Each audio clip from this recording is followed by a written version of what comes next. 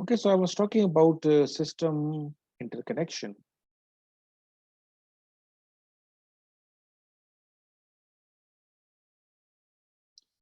So there is a fourth possible system interconnection जिसको आप कहते हैं feedback interconnection.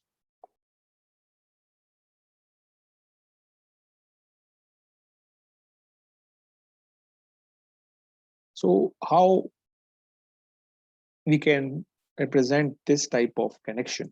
So let's assume कि हमारे पास इस तरह दो systems हैं. System number 1, system number 2. So we have input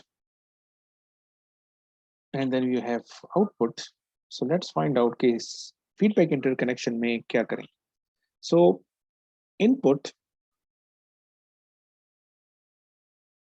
is going to be applied to system number 1 in such a manner. Let me इसको मैं connection show कर लेता हूँ, then I will explain कि what is actually happening.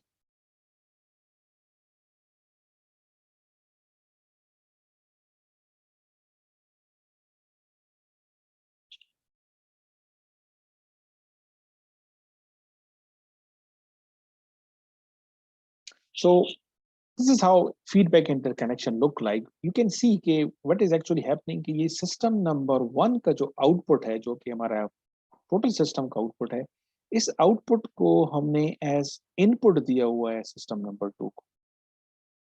Arrow से आपको नजर आ रहा है. ओके, और दूसरा आप देख रहे हैं कि सिस्टम नंबर 2 का जो आउटपुट है वो हम यहाँ पे आप इसको हेडर कह रहे हैं. ये जो सिस्टम नंबर 2 का आउटपुट है ये हमारे एक्चुअल जो एक्सटर्नल इनपुट है इसके साथ ये ऐड हो रहा है. अगेन एडर का मतलब ये भी हो सकता है कि यहाँ जो सिग्नल आ रहा है वो यहाँ से नेगेटिव भी हो सकता है कि यहाँ पे नेगेटिव कह रहे थे, यहाँ पे पॉजिटिव हो रहे हैं. तो यहाँ पे एडर जो है इन दो एक्सटर्नल इनपुट का और ये सिस्टम नंबर 2 के आउटपुट से जो रिजल्टेंट सिग्नल है वो एज इनपुट सिस्टम नंबर 1 को प्रोवाइड कर रहा है. तो सिस्टम नंबर 1 को जो इनपुट मिल रहा है वो सिर्फ और सिर्फ इस एक्सटर्नल इनपुट के ऊपर डिपेंडेंट नहीं है, बल्कि वो सिस्टम नंबर 2 के ऊपर भी डिपेंडेंट है. कि इसको आप इस सेंस में कह सकते हैं कि एज इफ सिस्टम नंबर 2 जो है सिस्टम नंबर 1 को कुछ फीडबैक प्रोवाइड कर रहा है टू टेल इट कि जो आउटपुट आपको मिल रहा है सिस्टम नंबर 1 जो आउटपुट दे रहा है क्या ये आउटपुट स्टेबल है या नहीं है, इसको इस सेंस में भी आप ले सकते हैं. तो सिस्टम नंबर 2 जो है उसका आउटपुट जो है वो सिस्टम नंबर 2 के आउटपुट के ऊपर डिपेंडेंट है. सिस्टम नंबर 2 जो फीडबैक देगा उसके हिसाब से इसको जो इनपुट मिलेगा वो चेंज होगा और इसके चेंज होने के साथ हमारा आउटपुट चेंज होगा. So this is what feedback interconnection is. Okay. So these are some basic system interconnection जो आपको practical systems में नजर आएंगे. ठीक है. Now this is आप कह सकते हैं कि हम system को interconnection level के ऊपर देख रहे थे. But what we are more interested is कि हम basic system properties को understand करना चाहते हैं. Based on which we will be in a position to classify system into different categories. ठीक है. So starting with the first property. So there are a number of properties जो हम discuss करेंगे. पहली जो प्रॉपर्टी है इसका ताल्लुक मेमोरी के साथ. तो हम कैटेगराइज करेंगे कि systems with memory and systems without memory.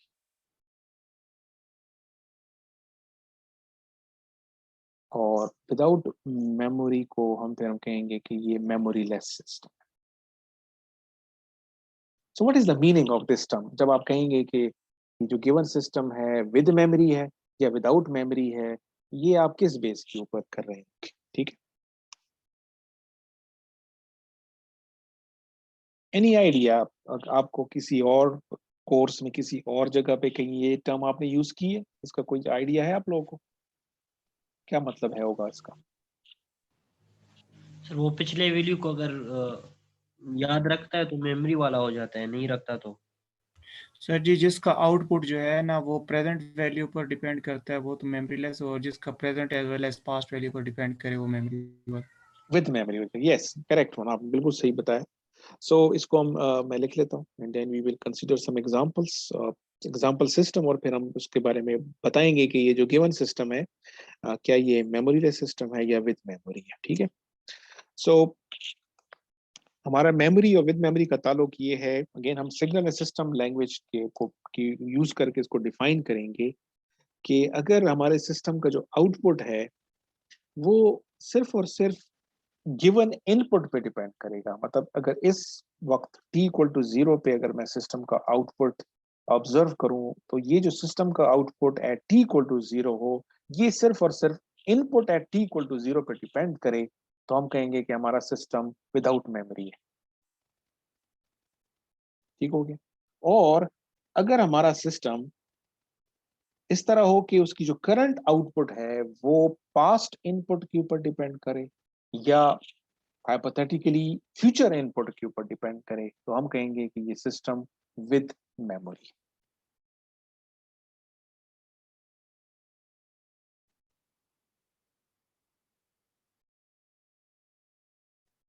सो इसमें से अगर मैं सिर्फ किसी एक को भी डिफाइन कर लूं तो उसका जो उलट होगा वो दूसरा हो जाएगा। ठीक है। तो मैं लेट्स अज्यूम कि मैं मेमोरी लेस को डिफाइन करना चाहता हूं, memory less.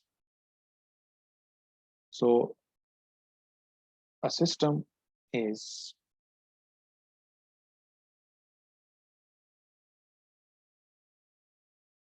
memoryless if its output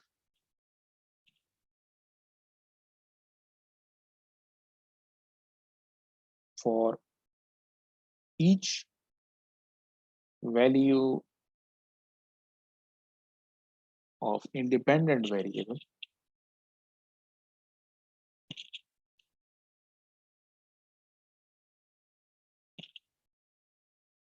at a given time is dependent on the input at only that same time. So की टर्म्स आपको नजर आ रही हैं कि हमारे सिस्टम का जो आउटपुट है एट अ गिवन टाइम वो डिपेंड करना चाहिए इनपुट का only at the same time, तो ये मेमोरी लेस हो जाएगा। और अगर output at a given time past पे डिपेंड करे या फ्यूचर पे डिपेंड करे तो हम कहेंगे कि हमारा सिस्टम विद मेमोरी। ठीक है। अब एज एग्जांपल मैं कुछ आपके सामने सिस्टम मैथमेटिकली रिप्रेजेंट करता हूँ and you will be able to tell me कि सिस्टम जो है क्या ये विद मेमोरी है या विदाउट मेमोरी। सो अगर हमारे पास एक सिस्टम कंटिन्यूस टाइम एक सिस्टम है, उसका इनपुट आउटपुट रिलेशनशिप इस तरह है कि y of t is equal to let's say r x of t। So ये सिस्टम विद मेमोरी है या विदाउट मेमोरी है?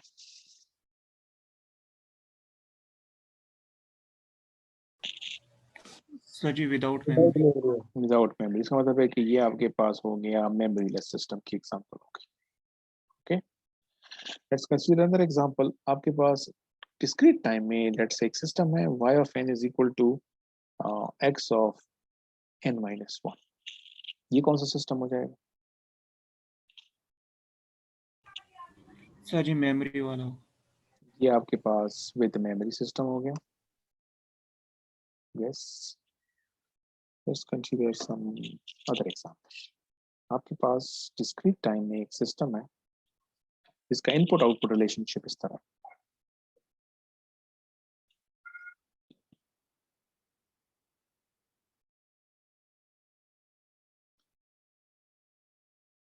ये कौन सा सिस्टम होगा? With memory. With memory. With memory, yes with memory. और ये जो सिस्टम है इट्स वेरी इंपॉर्टेंट कि इसको मैं कर लेता हूँ। ये जो आपको सिस्टम का नजर आ रहा है इसको हम कहते हैं एक्यूमुलेटर। सिस्टम को हम एक्यूमुलेटर कह सकते हैं या इसको हम समर भी कहते हैं, summer, because it is summing the values. X जो है इनपुट है, तो ये minus infinity up to this value हमें इनपुट की जितनी भी वैल्यूज हैं उनको एक्यूमुलेट कर रहा है या सम करके हमें आउटपुट पे दे रहा है। ठीक हो गया?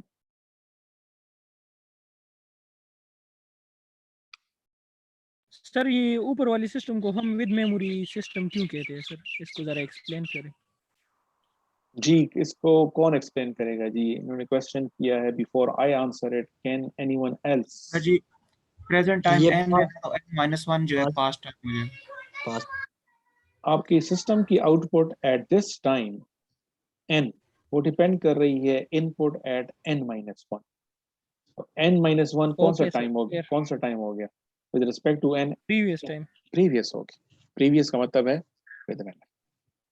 ठीक हो गया? सर मुझे एक कंफ्यूजन है सर। जी पूछें। सर कभी कभार आप n-1 को ऐसा एडवांस और डिले लेते हैं, कभी कभार आप इस तरह n-1 ट्रीट करते हैं, तो इसमें मुझे थोड़ा सा कंफ्यूजन है। मुझे भी है same, yes sir. Okay, let me दोबारा से मैं थोड़ा सा आपके क्वेश्चन को प्रॉपर मैं समझ नहीं सका। दोबारा से आप कहीं कि आप किस चीज में कंफ्यूजन है? n-1 के बारे में क्या चीज है? सर ये x n-1 इसको कभी कभार आप वो एडवांस और डिले सेंस में लेते हैं, कभी कभार अभी अभी आपने n-1 सेंस में ले लिया, मतलब प्रीवियस वैल्यू। और पिछली दफ़ा जब आपने लिया था तो सर आपने इसको वो डिले सिग्नल लिया था।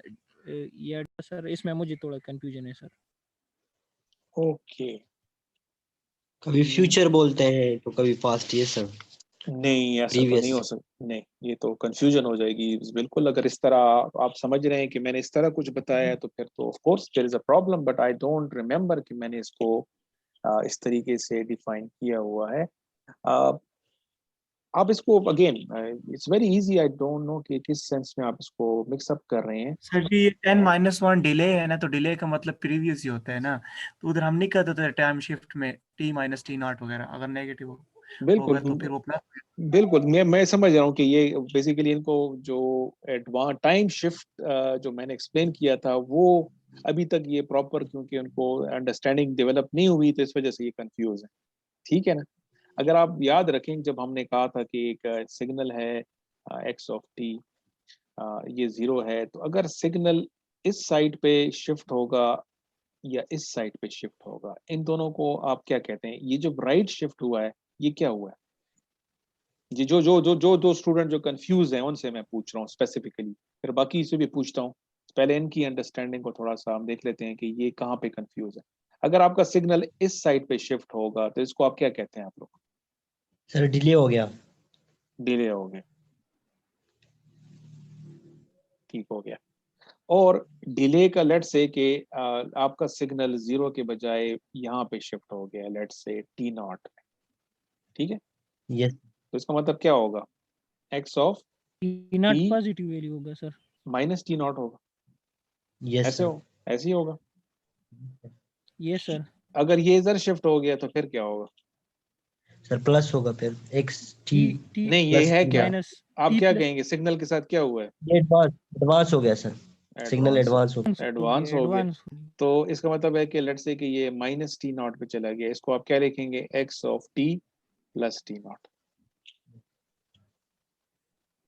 तो आपके ख्याल में ये जो मैंने कहा है कि ये पास्ट वैल्यू है, तो पास्ट का क्या मतलब है? एडवांस होगा कि डिले होगा?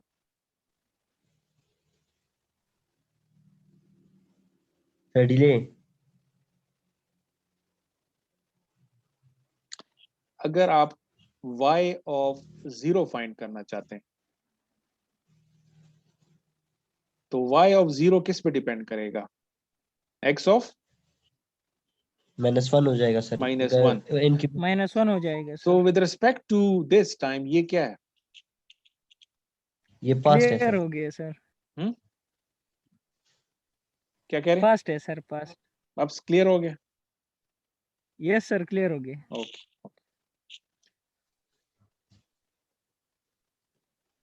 Okay, let's consider another example before I move on to another property.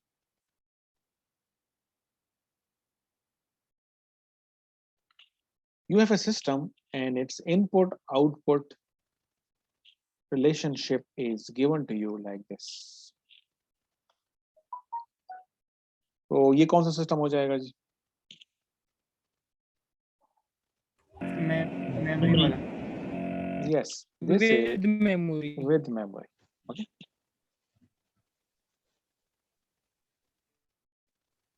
Okay, let's just look at it from a practical sense. आपके पास अगर let's say दो कंपोनेंट्स हैं जिसको आप सिस्टम भी कह सकते हैं। अगर आपके पास रजिस्टर है जिसको आप अज्यूम करें कि as if it is kind of a system, there is a register और इसको आप बॉक्स के अंदर बंद करें, रजिस्टर हो गया, और एक तरफ आपके पास कैपेसिटर है। तो आपके ख्याल में रजिस्टर किस किस्म का सिस्टम है और कैपेसिटर किस किस्म का system? Capacitor with memory or resistor without Resistor linear system, capacitor memory, resistor memory less है और capacitor memory. Yes, resistor is a system without memory and capacitor is a system with memory. Yes sir. Okay.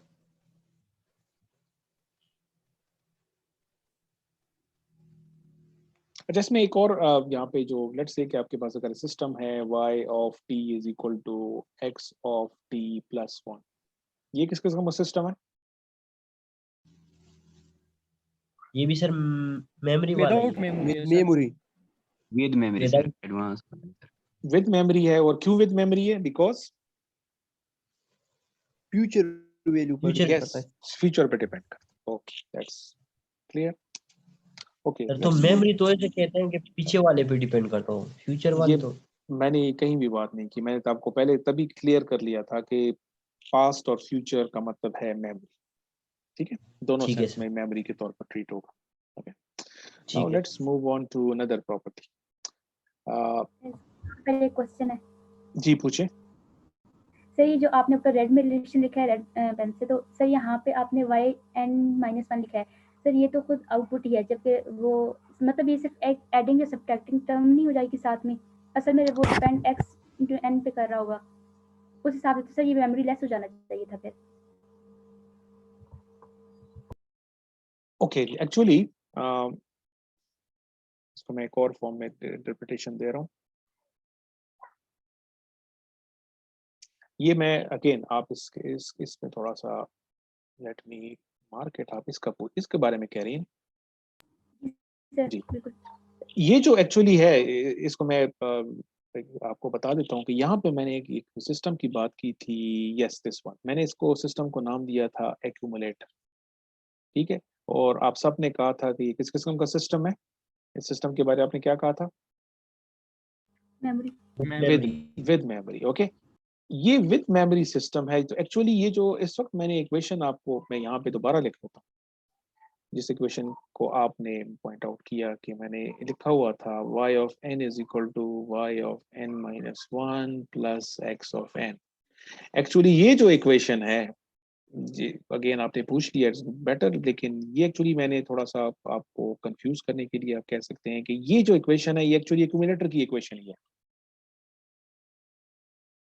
ये sir वो previous video है y of n yes, minus 1। आप इसको देखें कि ये जो इक्वेशन है मैंने इसको n तक सम किया हुआ है। ठीक है, अगर मैं इसको इस तरह लिखूं कि x of k और k माइनस इंफिनिटी n-1 तक मैं इसको सम कर लेता हूं, सो जो वैल्यू रह गई है वो कौन सी वाली वैल्यू होगी? मैंने n तक सम करना है ना, लेकिन मैंने समेशन की रेंज n-1 कर दी है, तो कौन सी वाली वैल्यू मैंने हटा छोड़ दी है? तीन वाली। तो क्या लिखेंगे आप? प्लस x of n लिखूंगा ना, so x ऐसी है। Yes sir. और ये जो आपके पास है इसको आप क्या कहेंगे? आपने जो x of k को माइनस इन्फिनिटी से n-1 तक सम किया है, ये इस वैल्यू को मैं क्या नाम दे सकता हूँ? उसकी प्रीवियस वैल्यू प्रीवियस वैल्यू, यानी कि पास्ट। पास्ट। तो ये आपको नजर आ रही? जी सर। ठीक है, तो अब आपको क्लियर हो गया कि ये y of n minus one actually उसकी पास्ट वैल्यू है। तो इसका मतलब है कि सिस्टम की जो करंट आउटपुट है एट n वो n माइनस वन पे डिपेंड कर रहा है, तो पास्ट हो गया। जी sir. Yes okay okay, so let second property जो हमने डिस्कस करनी है दैट इज इनवर्टिबिलिटी।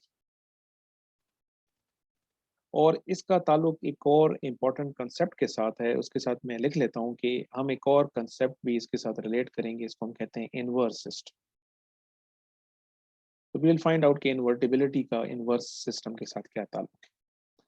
पहले हम इनवर्टिबल सिस्टम को डिफाइन कर लेते हैं कि किस सिस्टम को हम इनवर्टिबल कहेंगे। तो अगर कोई सिस्टम उस कंडीशन को फुलफिल करेगा तो वो इन्वर्टेबल हो जाएगा, एंड इट्स ऑब्वियस कि जो सिस्टम उस कंडीशन को फुलफिल नहीं कर रहा होगा उसको फिर हम कहेंगे नॉन इन्वर्टेबल सिस्टम। ठीक हो गया। सो इन्वर्टेबल सिस्टम का मतलब क्या है? जिसका आउटपुट जो है इनपुट से उलट हो। 1-to-1 mapping. 1-to-1 mapping. Okay, आप लोगों ने पढ़ा हुआ है, आप लोग बड़े तेज हैं। कहाँ से पढ़ा हुआ है आपने? मुझे पढ़ाने की जरूरत नहीं है इतनी डिटेल में, मेरे ख्याल में। सर कहीं ना कहीं वो किसी ना सर आप पूछते हैं तो हम पहले से थोड़ा थोड़ा पढ़ लेते हैं। जबरदस्त, ये तो बड़े अच्छे स्टूडेंट हैं आप लोग यार, कि आप लोग पढ़ रहे हैं। आपके जो सीनियर हैं उनको तो मैं बार बार कहने से कि बुक भी पढ़ा करें, बुक भी पढ़ा करें, लेकिन वो सिर्फ उनका फोकस यही होता था कि सर ने लेक्चर में क्या पढ़ाना है। ठीक है, और फिर स्टूडेंट का यही होता है कि सर ने ये लेक्चर में सर ने ये चीज़ नहीं पढ़ाई तो बस अब इसको पढ़ने की कोई ज़रूरत नहीं है। एंड देन दे एक्सपेक्ट कि सर ने लेक्चर में जो चीज़ पढ़ाई है बस पेपर भी बिल्कुल एग्जैक्टली उसी उधर से ही आएगा। कुछ थोड़ा भी इधर उधर से आ गया, इवन कि वो बुक के अंदर से ही होगा, तो फिर वो कहेंगे कि ये तो आउट ऑफ कोर्स है, ये बड़ा मुश्किल पेपर बन गया। सो इट्स गुड कि आप लोग जो है जो है बुक को पढ़ रहे हैं। ठीक है, टेक्स्ट बुक का मकसद यही होता है कि इट्स नॉट पॉसिबल कि आप जो भी इंस्ट्रक्टर हो आपको बुक की हर एक चीज को, एक एक पैराग्राफ को वो कवर करे। बहुत सारी चीजें जो हैं आपको सिर्फ आइडिया देना होता है, और फिर स्टूडेंट ने once they get the basic idea फिर वो बुक को पढ़ेंगे तो बहुत जो डिफरेंट कॉन्सेप्ट है, थोड़ा से डिफरेंट है, वो भी कुछ समझ पाएंगे। ठीक है, but again I try my best, जितना मैं कोशिश करता हूँ कि बुक को सीक्वेंस के साथ जितने टॉपिक में पढ़ा रहा होता हूँ, I always try to make sure कि मैं सीक्वेंस में जो भी चीज़ मुझे लगता है कि स्टूडेंट्स कैन गेट कंफ्यूज उसको मैं कवर कर लूँ। बट अगेन इट्स बेटर कि आप बुक रीडिंग को ना छोड़ें। ठीक है, so as someone has clearly pointed out कि इन्वर्टेबल सिस्टम का ताल्लुक है 1-to-1 मैपिंग के साथ। ठीक है, बट इसको मैं पहले एक और डिफरेंट स्टेटमेंट लिख लेता हूँ जिसका मतलब वही होगा जो आप लोग कह रहे हैं, but let me write it down. So a system is said to be invertible if distinct inputs lead to distinct outputs। So जो आप लोग 1-to-1 मैपिंग की बात कर रहे थे उसका मतलब यही है कि एक डिस्टिंक्ट इनपुट हो। इट मींस कि आप अगर एक सिस्टम को एक डिफरेंट इनपुट दें तो अगर वो इन्वर्टेबल सिस्टम है वो उस डिफरेंट इनपुट के लिए, हर डिफरेंट इनपुट के लिए वो आपको एक डिफरेंट आउटपुट देगा।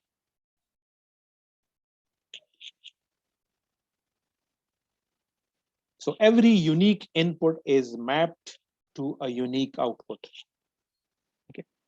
अगर सिस्टम का बिहेवियर इस तरह हो तो हम कहेंगे कि ये इन्वर्टेबल है। और अगर आपका सिस्टम ऐसा है कि मे बी इट्स पॉसिबल कि आप सिस्टम को दो डिफरेंट इनपुट दें, आप उसको x1 दें, आपके पास आउटपुट लेट्स से y1 आ जाए। आप सिस्टम को इनपुट x2 दें, अब x2 जो है x1 से डिफरेंट है, लेकिन आउटपुट दोबारा आपके पास लेट्स से y1 आ जाए।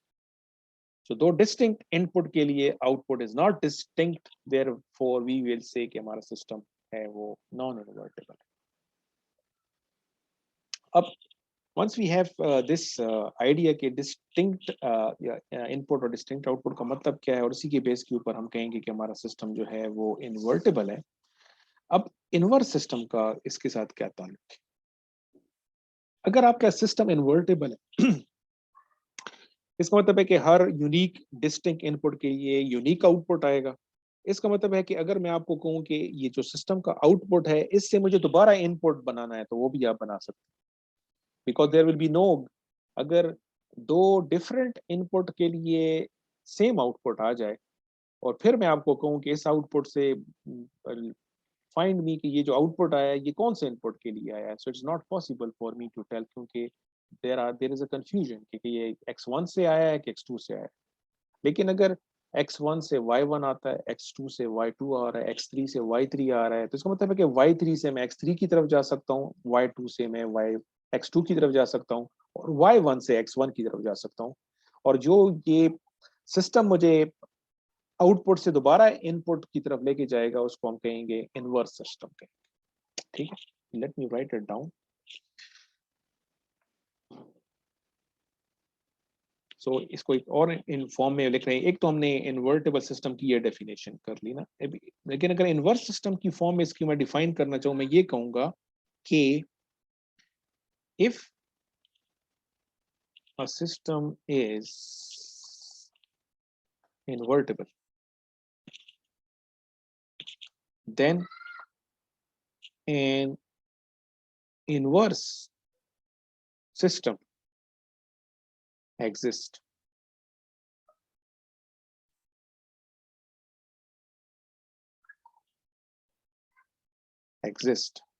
That when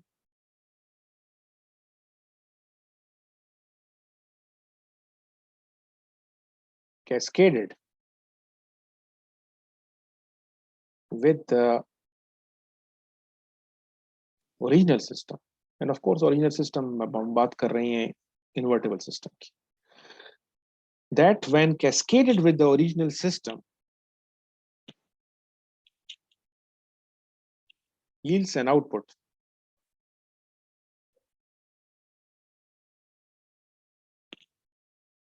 equal to the input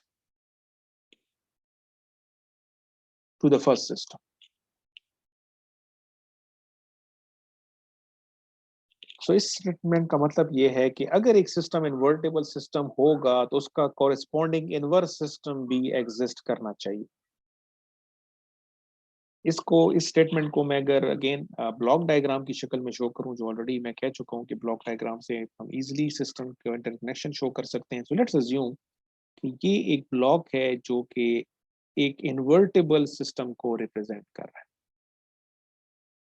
ठीक है, तो ये सिस्टम इन्वर्टेबल है। अगर ये इन्वर्टेबल है तो इसका इनवर्स सिस्टम भी एग्जिस्ट करेगा। सो लेट्स अज्यूम कि ये एक और सिस्टम है जो कि इस सिस्टम का इनवर्स सिस्टम। ठीक हो गया।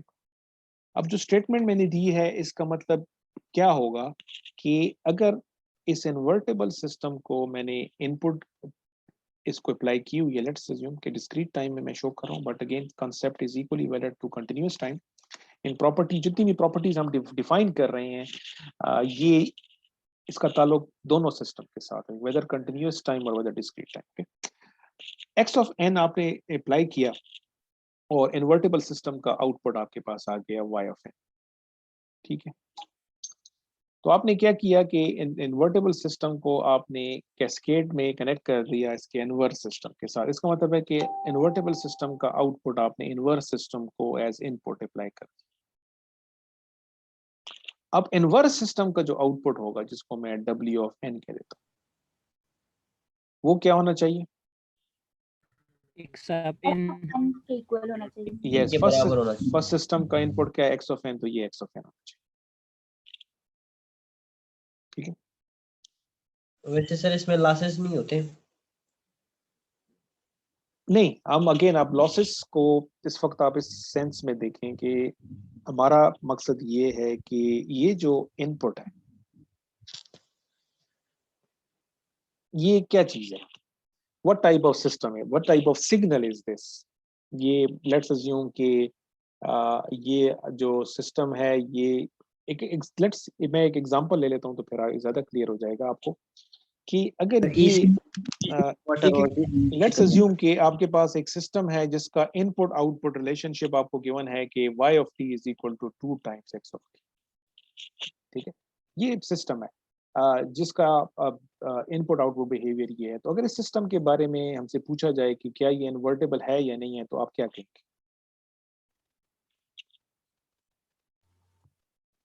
इन्वर्टेबल है कि नॉन इन्वर्टेबल है? सर ये नहीं होगा, इन्वर्टेबल है सर। होगा सर। यस, इन्वर्टेबल और नॉन इन्वर्टेबल, क्या आंसर है आप लोगों का? इन्वर्टेबल है सर। इन्वर्टेबल होगा सर। किस बेस पे? इन्वर्टेबल, क्योंकि सर जी अगर इस पे सर इन्वर्स distinct For होगा। each input there is a unique output. Yes, for each अगर आप x of t different apply करें you get a different output, ठीक है, तो इसका मतलब है कि इन्वर्टेबल हो गया। अगर ये इन्वर्टेबल है तो इसका इन्वर्स सिस्टम भी एग्जिस्ट करना चाहिए, जो अभी हमने कहा, ऐसे ही होगा। तो इन्वर्स सिस्टम क्या होगा इसका ख्याल में आपके साथ? इसका इन्वर्स सिस्टम Half का, यस, एक इन्वर्स equal to सिस्टम ये जो हमने लिखा हुआ है, लेट्स से इसको हम कह देंगे कि कंटिन्यूअस टाइम में कहूंगा कि y of t क्या होना चाहिए, 1/2 y of t होना चाहिए, ठीक हो गया? Okay, let's consider another example before I conclude today's lecture. Sir अगर इसमें एब्सोल्यूट हम लेते फिर तो इन्वर्स नहीं होता, x of t पे एब्सोल्यूट लेते फिर इन्वर्टेबल था सर। Let's consider ये example, आप इसका आपको आंसर कर दें तो आपका क्वेश्चन भी आंसर हो जाएगा। इस सिस्टम के बारे में क्या? नॉन इन्वर्टेबल होगा सर। Non invertible है सर। नॉन इन्वर्टेबल है, why? कि ये माइनस और एक प्लस ही है। सेम ही देते हैं। यस, तो आपका जो एब्सोल्यूट का आंसर इसी में मिल गया कि इट्स पॉसिबल कि अगर पॉजिटिव इनपुट के लिए जो आउटपुट आ रहा है वही आउटपुट नेगेटिव के लिए भी मिल सकता है। So there are two different inputs, x of t plus 2 के लिए आप ले लें, x of 2 माइनस 2 के लिए, दोनों के लिए आउटपुट क्या होगा? 4 होगा। सेम ही होगा। So Yes, sir. distinct input is not giving you distinct output, जिसका मतलब है कि ये नॉन इन्वर्टेबल सिस्टम हो गया। ठीक हो गया? So let me मैं आज की अटेंडेंस मुझसे मिस ना हो जाए, let me share the attendance। आप आज की अटेंडेंस मार्क कर लें। ओके, चैट विंडो में मैंने आपके साथ जी अटेंडेंस लिंक आज की क्लास की शेयर कर दी है, सो आप अपनी अटेंडेंस मार्क कर सकते हैं। Okay, let's before I conclude, so एक और सिस्टम है, जस्ट थ्योरेटिकल एग्जांपल लेगा। अगर आपके पास एक सिस्टम है जिसका इनपुट आउटपुट रिलेशन ये है कि y of n equal to 0, तो ये कौन सा सिस्टम हो जाएगा?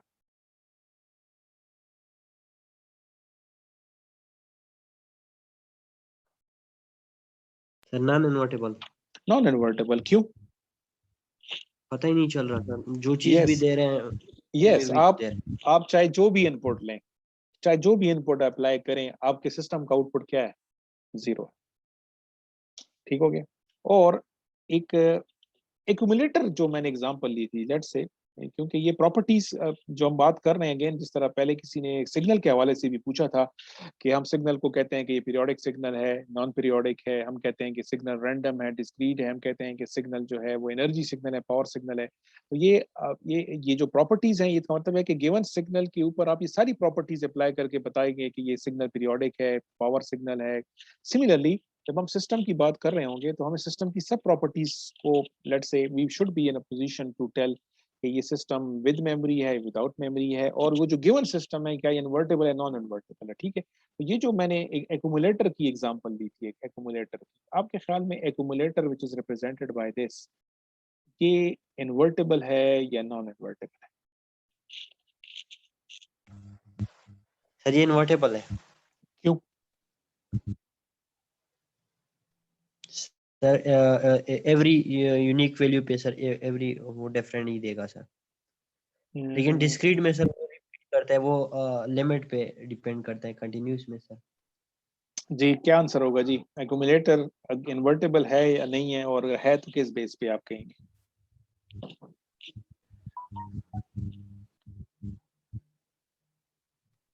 यस, यस सर, इन्वर्टेबल है। इन्वर्टेबल है, ओके।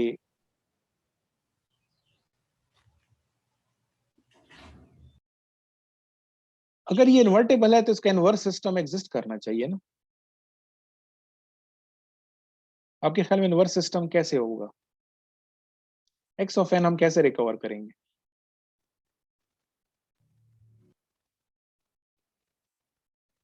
सो ये आपके सामने लिखी हुई है, मैंने ऑलरेडी बड़ा सिंपल कर दिया। अगर आप एक्यूमुलेटर की करंट आउटपुट से प्रीवियस आउटपुट को सब्ट्रैक्ट करेंगे तो क्या चीज आ जाएगी?